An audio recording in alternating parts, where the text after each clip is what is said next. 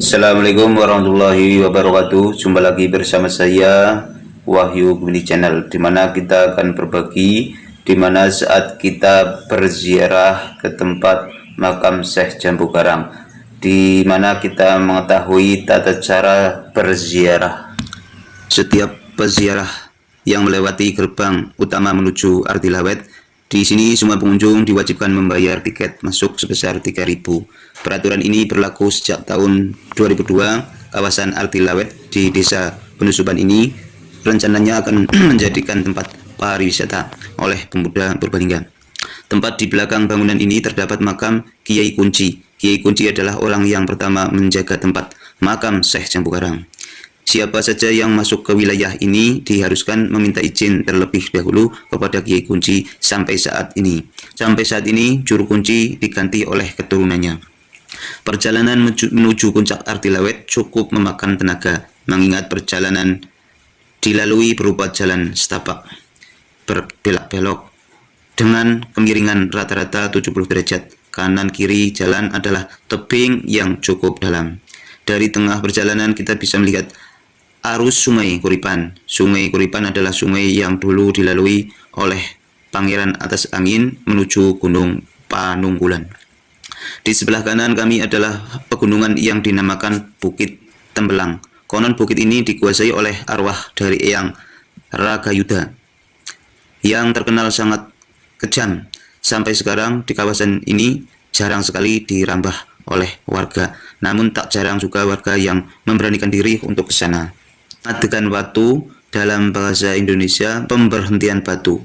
Itulah nama yang diberikan pada tempat yang dulunya dijadikan tempat istirahat Syekh Jambu Karang dalam menggiring batu menuju puncak Artilawet. Karena keburu fajar, batu-batu itu akhirnya tidak sampai ke puncak Artilawet, hanya di tempat itu. Pengadegan Watu dalam bahasa Indonesia pemberhentian batu. Pemandangan dari atas bukit sangat indah sampai di sebuah perjalanan menanjak yang menurut Juru Kunci jalan ini adalah yang terpanjang menuju Artilawet. Konon siapa saja yang ingin berkunjung ke Artilawet, apabila sudah bisa melewati tempat ini, niscaya mereka akan sampai juga ke puncak Artilawet.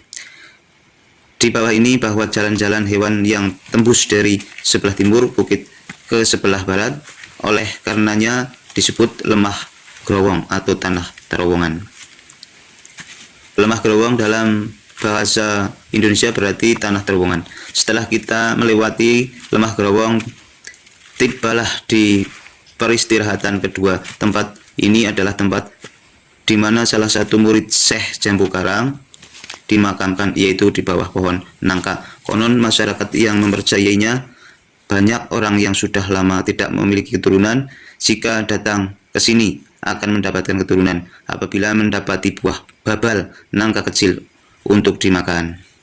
Perjalanan dari pintu gerbang utama di Desa Penusuban menuju Artilawet memakan waktu kira-kira 1 sampai 1,5 jam. Di Artilawet mendapat 3 bangunan utama peninggalan Syekh Jambu Karang, yaitu Masjid Aula tempat santri dan tempat pertama kali Syekh Jambu Karang menerima ilmu kewalian dari Pangeran Atas Angin. Ketika bangunan ini telah mengalami renovasi berkali-kali sehingga menghilangkan keasliannya. Pintu masuk menuju tempat pertama kali Syekh Jambu Karang menerima ilmu kewalian dari Pangeran Atas Angin berupa tangga. Konon barang siapa yang bisa menghitung tangga tersebut sama jumlahnya dengan ketika turun tangga, niscaya akan mendapatkan keberuntungan. Pintu masuk petilasan inilah tempat pertama kali Syekh Jambu Karang menerima ilmu kewalian dari Pangeran Atas Angin. Di dalam bangunan ini terdapat rambut dan kuku Pangeran Jambu Karang. Menurut cerita, Pangeran Atas Angin mau menerima Pangeran Jambu Karang apabila memenuhi beberapa persyaratan, yang salah satunya Pangeran Jambu Karang harus memotong kukunya dan rambutnya. Makam Syekh Jambu Karang sendiri adalah di Gunung Mandala Giri yang terletak di sebelah utara Artilawet. Sekitar 3 kali lagi perjalanan menuju Artilawet dengan kondisi jalan yang sama bahkan lebih sulit. Meskipun demikian, Tak sedikit orang yang rela merogoh saku hingga jutaan rupiah untuk upacara selamatan menuju Gunung Mandala Kiri. Menurut juru kunci, orang yang akan ke sana minimal telah berkunjung ke Arti Lawet terlebih dahulu sebanyak 3 kali. Dilanjutkan dengan selamatan menyembelih kambing. Tiba di petilasan, juru kunci memimpin ritual ziarah.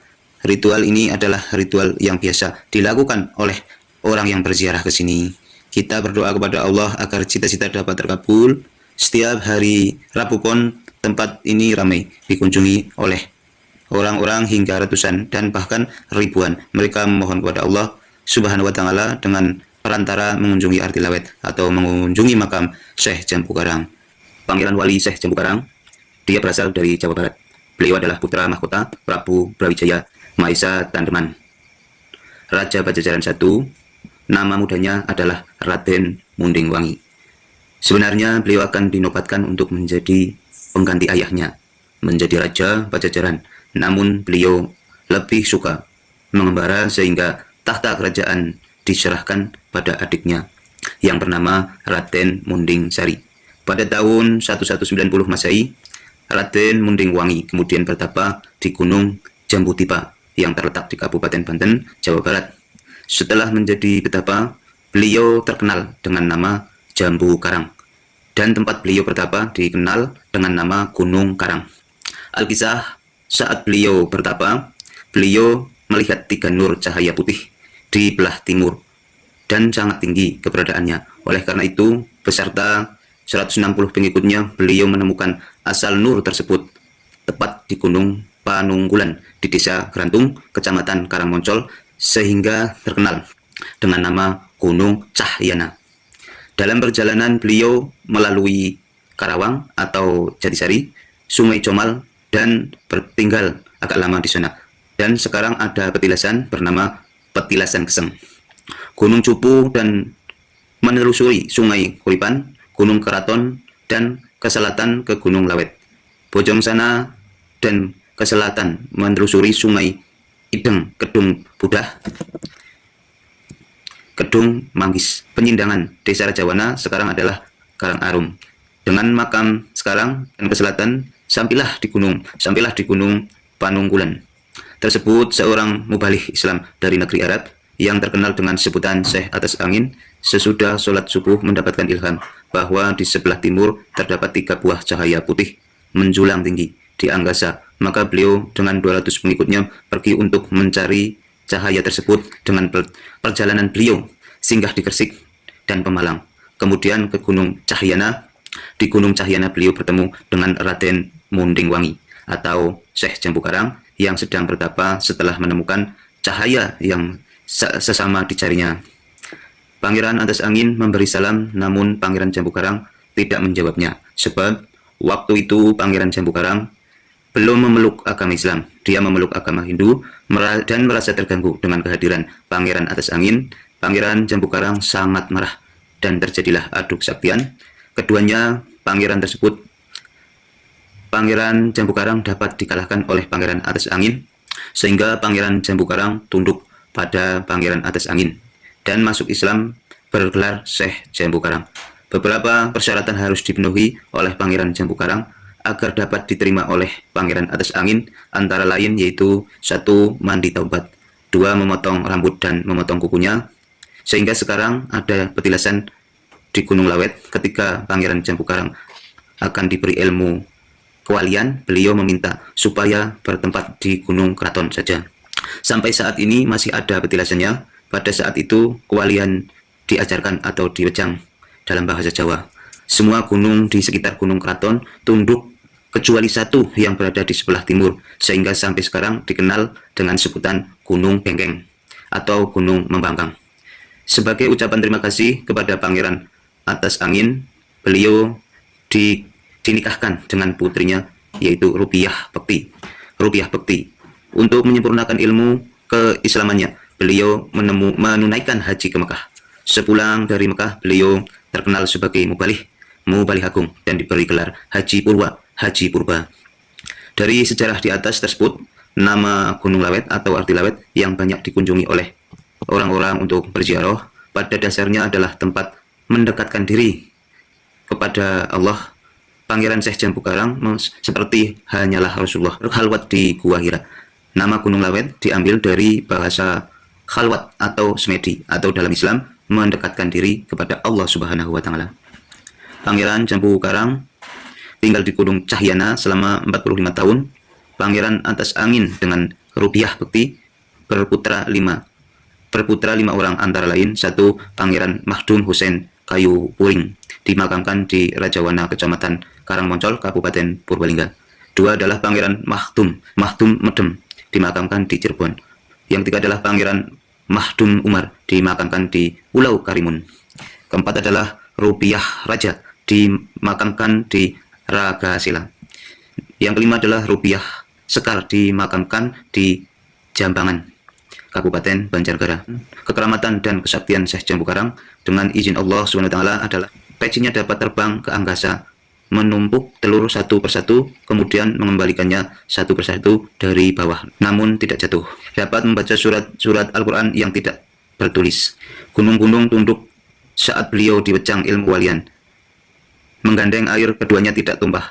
Asal-usul nur atau cahaya. Dengan kodrat dan irodat Allah Subhanahu wa Ta'ala, maka muncullah nur atau cahaya di Gunung Panungkulan. Menurut riwayat, yang bisa menemukan nur hanyalah Pangeran Jambu Karang dan Pangeran Atas Angin, yang sebenarnya adalah keturunan Rasulullah SAW dari Sayyidina Ali dengan Fatimah. Hal ini dapat kita cermati dari kutipan wasiat Pangeran Atas Angin kepada Pangeran Jambu Karang yang berbunyi sebagai berikut. Ingsun kerso wirayatipun Kanjeng Rasulullah sallallahu alaihi wasallam. Pangandikanipun anak putu ingsun kabeh. Lamun ing besok ana cahaya ing Nusa Jawa. Sundul ing langit putih rupani sira dikebat ambedak karena cahaya tuwuh ing ardi Panungkulan. Ya pusering Nusa Jawa iku metu angejawi cahaya merdeka. Dewi merdeka dewi, ya merdeka ning Allah. Ya susunan ratu rupaning desuk retno kumala inten jumamen. Wasiat susunan Atas Angin kepada Ratu Jambu Karang. Kami mempunyai wasiat dari Rasulullah SAW bersabda, semua anak cucu kami apabila di kemudian hari muncul nur 3 buah menjulang tinggi ke angkasa berwarna putih di Pulau Jawa, segeralah kamu mencari dan mendatangi nur tersebut yang timbul di Gunung Panungkulan. Itulah pusat Pulau Jawa. Muncullah nur itu dengan sendirinya, yang dengan izin Allah, yang sebagai ratu sesembahan di kemudian hari akan menjadi pembawa cahaya, penegak kebenaran, pembawa agama Islam setelah Syekh Jambu Karang wafat. Cuman diteruskan oleh keturunannya, yakni Pangeran Mahdum Husein. Makam wali Pangeran Mahdum Husein Kayu Puring. Pangeran Mahdum Husein adalah cucu Pangeran Jambu Karang dari Rupiah Bekti yang dikawinkan dengan Pangeran Atas Angin.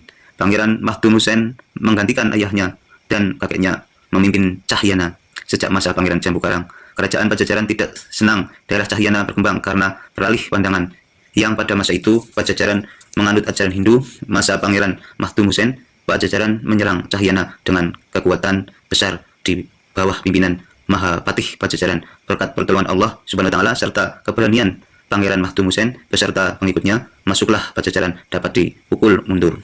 Sekian dulu, mungkin masih banyak sekali sesi yang belum disampaikan, namun karena terbatasnya waktu, kami sampaikan terima kasih. Mungkin bisa bertemu di sesi berikutnya, dan kami ucapkan wassalamualaikum warahmatullahi wabarakatuh.